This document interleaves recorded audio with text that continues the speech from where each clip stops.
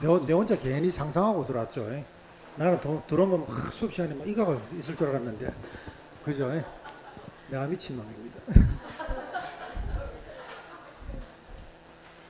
자, 허리에 체유요용을 감싼다 생각하시고, 가장 베스트 체유요용을 감싼다고. 오른쪽에 나오는 건 뭡니까? 하나짜리 기회병.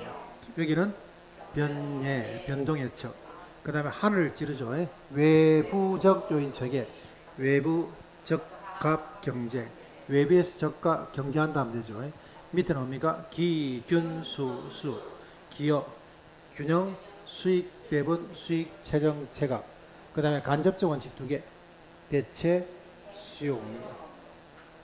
그 다음에 우리가 꼭 기억해야 됩니다. 적합의 원칙이라는 것은 지역 분석과 경제적 감가, 균형의 원칙이라는 것은 개별 분석과 기능적 감가 꼭 기억하시고, 그 다음 변동의 원칙 앞에는 시점이란 말 붙여주세요. 시점, 변동의 원칙. 기존 시점, 시점 수준이 나오면 이거는 변동의 원칙. 장래란 말이 나오면 장래 예측의 원칙. 그 다음에 재투자의 어떤 적부를 파악하는 것은 기여의 원칙과 수익 최종 체감 원칙, 이겁니다. 그 다음에 생산비의 합이 아니고 기여도의 합이라는 것은 기여의 원칙. 그 다음에 잉여란 말이 나오죠. 잉여. 잔여, 잉여란 말이 나오면 수익 배분의 원칙. 보청아, 입체가 나오면 수익 최종 체감의 원칙. 대체의 원칙에서는 부동산이 항상 여기는 두 개 나옵니다. 두 개. A 부동산, B 부동산 나왔죠. 박스 안에 A 부동산, B 부동산 나왔다면 무조건 대체의 원칙. 대체제가 되려면 재화가 몇 개 있어야 됩니까? 하면 두 개 있어야 돼요. 그렇기 때문에 대체의 원칙이 나오면 안에 항상 재화가 뭐 나옵니까? 두 개 나와야 됩니다.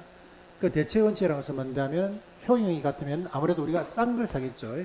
그 다음에 가격이 같으면 효용이 좋은 것을 선택합니다. 여기 대체의 원칙이. 경쟁의 원칙은 요거는 초과이윤이란 말이 나옵니다. 초과이윤. 경쟁이 발생하면은 옆에 초과이윤이 발생하면 경쟁자가 붙고, 경쟁자가 붙으면 초과이윤이 소멸하는 원칙이라고 봐야 됩니다. 그래서 우리가 다 외우지 못하더라도 용어는 12개를 다 기억하셔야 됩니다. 기회비용, 변예, 외부에서 저가 경쟁, 기균수수, 대체 수요공급. 그 다음에 두 개, 개, 그거는 꼭 기억하셔야 돼요. 자, 이래 보시고. 자, 그 다음 오른쪽에 보니까 뭐 있습니까? 지역 분석, 개별 분석이라는 게 있죠. 지역 분석, 개별 분석. 그래서 오늘은 용어 정리까지 합니다. 용어 정리하고 다음 주에 3방식 7방법, 요거는 여러분들이 외워오셔야 돼요. 여기 어디 있습니까? 하게 되면은 페이지 206페이지죠. 206페이지. 206페이지 보시면은 그게 3방식 조건 7방법 시상가액이 되죠. 요 4개. 박스 보이세요? 3방식 조건 7방법 시상가액 되죠. 요까지 요 4개. 요 4개만 여러분들이 집에서 꼭 좀 해주세요. 시험 치러 가려면 이거 외워오셔야 돼요.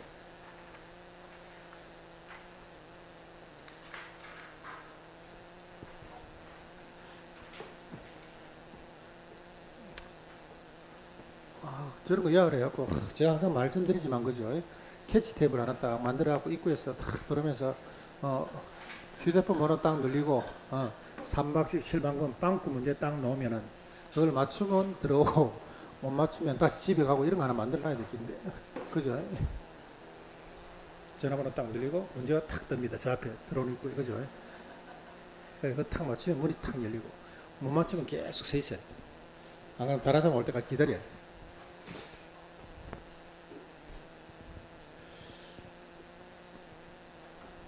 자, 우리가 지역 분석, 개별 분석 보시면은 여기 책 쓰신 분도 이 가르치는 내용을 나하고 똑같이 해놨네. 보니까 선지표 후계체, 요거 좋은 말이죠. 선지표 후계체. 자, 요거만 여러분들이 기억하시면은 지역 분석과 개별 분석은 마무리된다 봐야 돼. 그래서 우리가 감정평가를 하기 위해서는 대상 부동산에 항상 뭐를 분석하고 지역을 분석하고 그 다음 어디 있습니까? 집구석으로 들어가서 개별 분석한다 봐야 됩니다.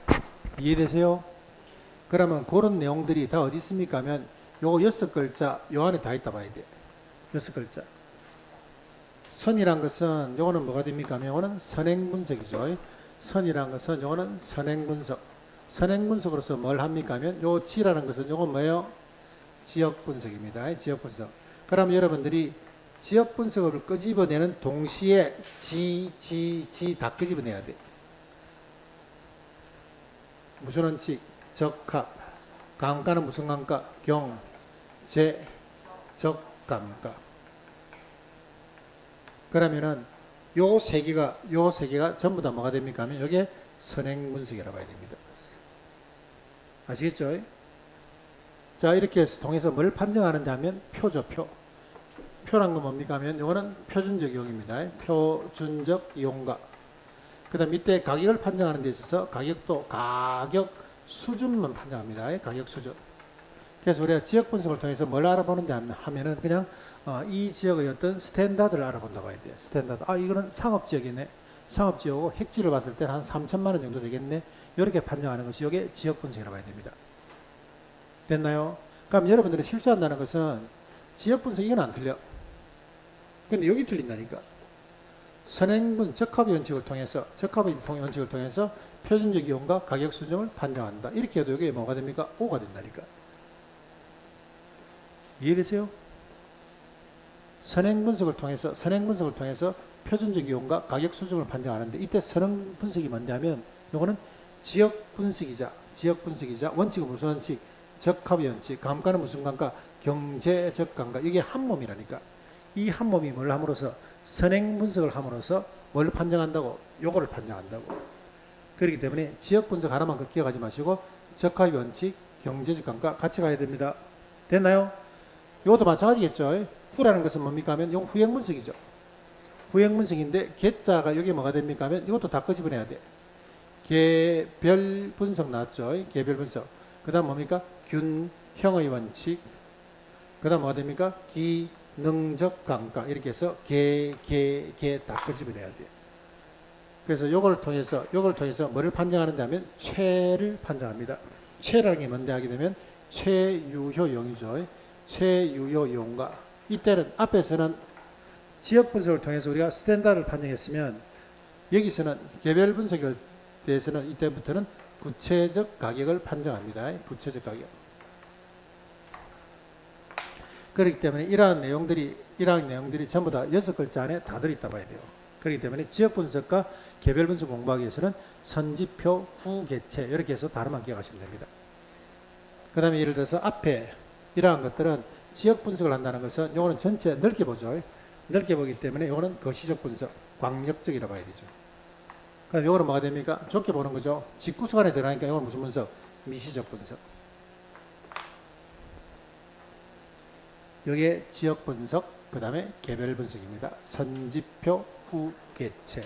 선행하는 것은 지역 분석, 적합의 원칙, 경제적 감가를 통해서 표준적 이용과 가격 순정을 판정하고, 그 다음 후행하는 것은 개별 분석 구형의 원칙, 기능적 감가를 통해서 최유효 이용과 구체적 가격을 판정한다 이렇게 보시면 됩니다.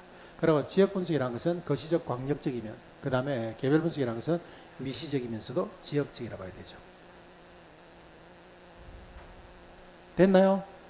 자, 그 다음에 이제 마지막으로 보면 지역 분석에, 이러한 어떤 지역 분석에서는 세 가지 지역이 나옵니다. 세 가지 지역. 맨 밑에 보니까 그게 인근지역, 유사지역, 독일수요권 보이세요? 인근지역, 유사지역, 독일수요권은 여러분들 그 박스 칠해야 됩니다. 박스. 이분이 박스를 빼셨는데 박스를 칠하는 것은 요거는 감정평가에 관한 규칙에서 나온 말이에요.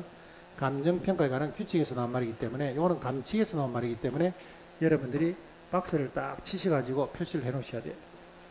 페이지 205페이지입니다. 205페이지. 205페이지 보시면 오른쪽 맨 밑에 지역 분석의 대상 지역 되어 있죠. 대상 지역. 이것도 감정평가에 관한 규칙이 있는 겁니다.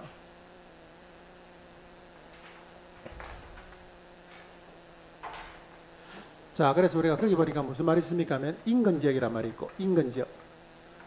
그 다음 무슨 말이 있어요? 유사지역이란 말이 있고, 유사지역. 그 다음 무슨 말이 있습니까 하면 동일수급권이란 말이 있습니다. 동일수급권. 자, 요 세 개는 우리가 두 가지로 한번 알아볼게요. 두 가지. 자, 어떻게? 제일 먼저 보시면 대상부동산하고 그 다음에 특징. 자, 요래 한번 알아볼게요. 자, 여기 한번 볼게요. 이 동네 쫙 봅니다. 이 동네. 자, 이 동네를 보니까 이쪽은 상업지역. 이 동네는 이거 상업지입니다. 맞나요? 상업지역. 근데 여기에 상업지라 하더라도 우리가 급수가 틀립니다. 여기가 예를 들어서 1급지가 있고 여기가 뭡니까? 2급지, 여기가 보면 3급지 이렇게 급수가 틀리다 봐야 돼요. 그리고 또 가격도 여기는 1,000만 원, 여기는 2,000만 원, 여기는 뭡니까? 3,000만 원 이렇게 해서 가격이 같은 상업지라 하더라도 획지당 가격이 전부 다 이렇게 다를 수 있겠죠. 됐나요? 자, 그러면 인근지역이라는 것은 뭔데 하면은 인근지역이라는 것은 요런 1급지 같은 지역입니다. 가격 수준이 비슷한 이런 요쪽 지역에 보니까 여기에 감정평가의 대상 부동산이 이렇게 포함되어 있어요. 감정평가의 대상 부동산이 속한 지역이죠. 감정평가의 대상 부동산이 속한 지역, 요 지역을 뭐랍니까? 이걸 인근지역이라고 합니다. 대상 부동산이 속한 지역을 인근지역이라고 그래요. 자, 특징은 어떻게 됩니까? 하면은 특징은 요거 우리가 선지표라고 그랬죠. 선지표라고 그랬어요. 자, 여기에 지역 분석을 함으로써 표준적 이용과 가격 수준이죠. 대상 부동산이 섞여 있으면서도 가격 수준이 비슷합니다. 맞아요? 대상 부동산이 섞여 있으면서 가격 수준이 비슷한 지역을 뭐라 그럽니까? 인근 지역이라 그래요.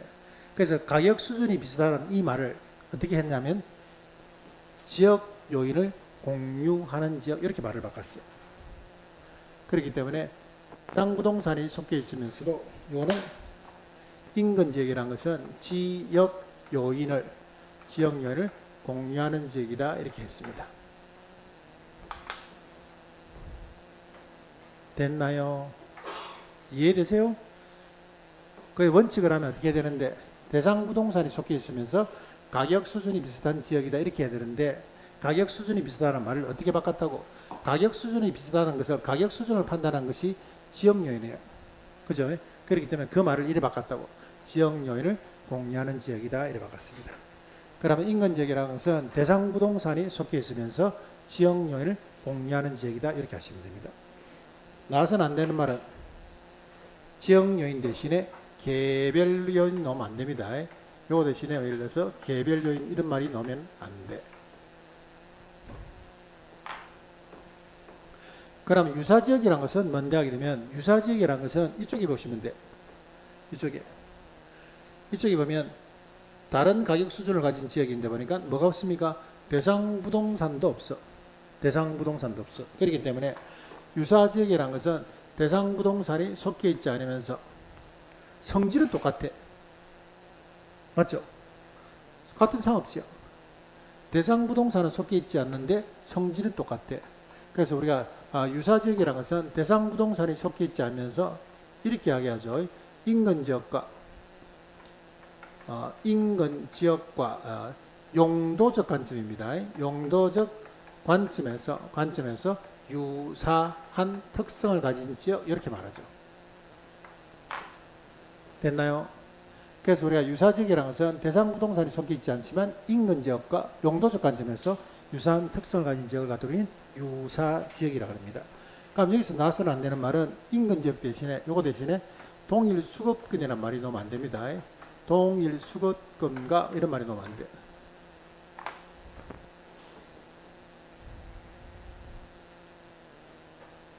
그러면 동일 수급권은 뭔데 하면은 동일 수급권이라는 것은 이런 전체를 포함하는 것을 이 하나의 상업지 이 자체를 뭐라 그럽니까? 이걸 동일 수급권이라고 합니다. 동일 수급권. 그러면 동일 수급권이라는 것은 이거는 이렇게 하면 되겠네. 인근과 플러스 뭡니까? 유사지역을 포함한 지역. 인근과 유사지역을 포함한 요 지역을 하다 보니 동일 수급권이라고 합니다. 조문에 이렇게 되어 있죠. 조문에는 대상 부동산과 이러한 어떤 대상 부동산과 대체 경쟁 관계가 있는 다른 부동산이 속해 있는 지역이 일어났어. 그러면서 형성 요인을 공유하면서 인근과 유사지역을 포함한 지역을 가두린 동일 수급권이라고 합니다. 됐나요? 자, 그래서 우리가 인근지역이라는 것은 뭔데 하게 되면 인근지역이라는 것은 대상 부동산이 섞여 있으면서도 지역 요인을 공유하는 지역을 인근지역. 유사지역이라는 것은 대상 부동산이 섞여 있지 않으면서 인근지역과 유사한 특성을 가진 지역을 갖다는 유사지역. 그 다음에 동일 수급권이라는 것은 대상 부동산과 어떤 대체 경쟁관계에 있는 다른 부동산이 존재하는 어떤 권역으로서 그 안에서도 뭡니까? 이렇게 해서 인근과 유사 지역이 포함되어 있는 지역을 가두는 동일 수거권이랍니다. 됐나요? 그래서 여기가 인근 유사 지역 동일 수거권 이렇게 체크하시고, 자 여기에는 인근 지역의 생애 주기는 없네. 인근 지역의 생애 주기. 자 인근 지역의 생애 주기는 요거는 한번 적어 놓을게요.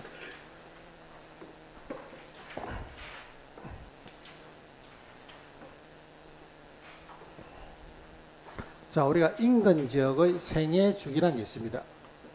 이게 뭔데 하면은, 요거는 인근 지역이죠. 인근 지역의 생애 주기가 있습니다. 생애 주기. 이게 아마 기본세에 남아 있을 거예요. 기본세는. 인근 지역의 100년사 생애 주기입니다. 인근 지역의 100년사 생애 주기. 이걸 5개로 나눕니다. 5개. 성장기, 성숙기, 그 다음에 세태기, 천이기, 그 다음에 악하기 이렇게 해서 5개로 나눠요. 5개로. 그래서 우리가 가격 상승률이 제일 좋을 때죠. 가격의 어떤 상승률이 최고일 때, 이때를 뭐라 그럽니까 하면 이걸 성장기라고 합니다. 성장기. 그 다음에 가격의 수준이 최고 좋을 때죠. 가격의 수준이 제일 좋을 때를 뭐라 그럽니까 하면 성숙기라고 합니다. 성숙기. 그 다음 우리가 가격 수준이 쫙 올라갔다가 그 다음에 하향여가 재개발이 시작되죠. 하향여가 재개발이 시작된 데서 이걸 갖더니 쇠퇴기라고 합니다. 쇠퇴기. 하향여가 재개발이 시작되면서 활발하면서 약간의 시가 상승이 있죠. 하향여가 재개발이 활발하면서 약간의 어떤 지가 상승이 있습니다. 지가 상승. 약간의 지가 상승이 있을 때 이때를 뭐라 그럽니까 하면 천이기. 시험에 절대 안 나오는 슬럼프 현상이죠. 이걸 갖더니 악화기라고 합니다. 악화기. 이걸 갖더니 인근 지역의 생애 주기라고 합니다. 생애 주기. 그래서 우리가 가격 상승률이 좋을 때를 성장기, 수준이 좋을 때를 성숙기, 하향여가 재개발이 시작한 데서 쇠퇴기, 활발하고 약간의 지가 상승이 있을 때를 천이기, 그 다음에 악하기. 그래서 우리가 성성세천학이라고 하죠. 성성세천학, 성성세천학.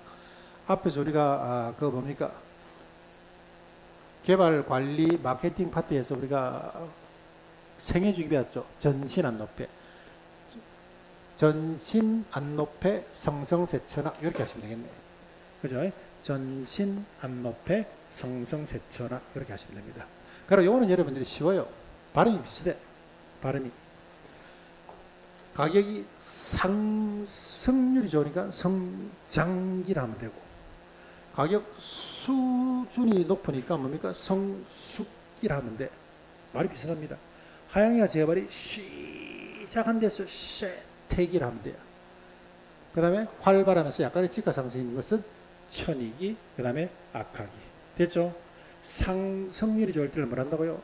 성장기라 그러고, 가격 수준이 좋을 때를 뭐라 그러고? 성숙기라 그러고, 하향여가 재개발이 시작한 데서 뭐랍니까? 쇠퇴기라고, 활발하면서 약간의 지가 상승이 있는 것을 천이기라 그러고, 설로마 현상을 가두니 악화기라고 합니다. 이걸 가두니 성성세천학, 성성세천학 이렇게 하죠.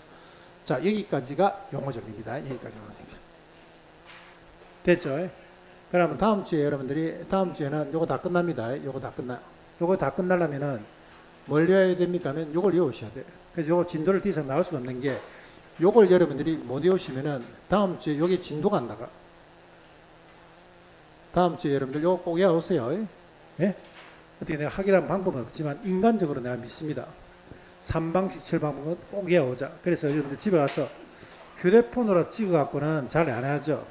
메모지에 딱 적어가지고 뒷주변에 딱 꼽아놓고 계속 여러분들이 일주일 동안에 요게 여러분들이 계속 다니면서 그냥 외우시면 돼요. 공부한 데서 열어서 이렇게 지구석 다 뒤집어 놓고 막 전부 다 나가라 안 돼. 공부한 데 이래 하지 말고 그냥 조용히 다니면서 한 번씩 이렇게 읽어보시면 됩니다. 예, 그래서 다음 주에 꼭 3방식 7방법 외우시기. 휴대폰으로 찍지 말했는데 또 찍지. 휴대폰 찍는 사람은 안 해온다니까. 휴대폰은 잘 안 빠져. 뭐가 빠집니까? 메모지가 잘 빠진다니까. 수분에 딱 넣어놓으면. 자, 그렇게 해서 여러분들을 믿는 그런 한 주가 되길 바라겠습니다. 됐죠? 자, 고생하셨고, 난 시험 칠 분은 뭐 2시 반에 만나고 나머지 분은 다음 주 찾아뵙도록 하겠습니다. 수고했습니다. 네.